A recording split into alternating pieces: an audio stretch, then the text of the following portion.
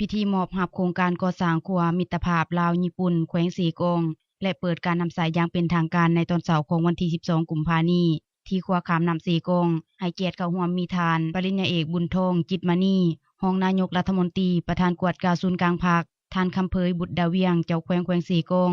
ท่านทาเคซิริคีฮาระเอกอัครราชทูตญี่ปุ่นประจำสาธารณรัฐประชาธิปไตยประชาชนลาวท่านต่างหน้าองค์การใจกล้าประจำลาวท่านรัฐมนตรีกระทรวงโยธารัฐมนตรีกระทรวงแผนการประธานกรรมาธิการเศรษฐกิจแผนการการเงินและกวดสอบสภาแห่งชาติมีท่านรองเจ้าแขวงจำปาสักสารวัตรอัตตปือสีกงพร้อมหัวหน้าแผนกการและพนักงานอาวุโสบำนาญเข้าร่วมท่านแพงดวงเงินหัวหน้ากรมขวาทางกระทรวงโยธาธิการและขนส่งได้รายงานย่อผลการก่อสร้างครัวมิตรภาพลาวญี่ปุ่นของแขวงสีกงซึ่งแม่นโครงการบุริมสิทธิ์ของรัฐบาลโดยได้รับทุนช่วยเหลือจากองค์การใจกล้า121ตื้อ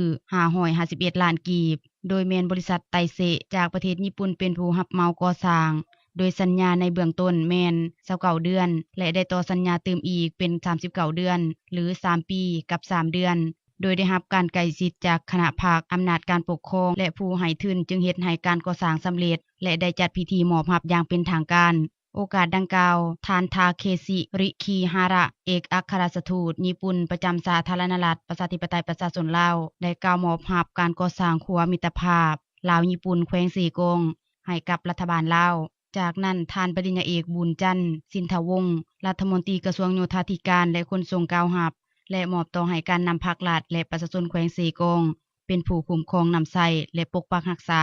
ขณะที่ท่านคำเผยบุตรดาเวียงเจ้าแขวงสีกงก็ได้กล่าวรับและสัญญาว่าแขวงสีกงจะซุ่มทุกความสามารถเพื่อนำใช้ให้เกิดประโยชน์สูงสุดเพื่อกระตุกจุกอยู่การพัฒนาเศรษฐกิจสังคมของแขวงให้มีการพัฒนาดีขึ้นกว่าเก่า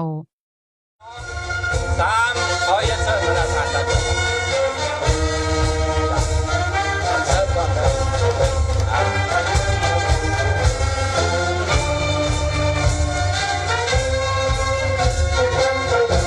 ข้าพเจ้า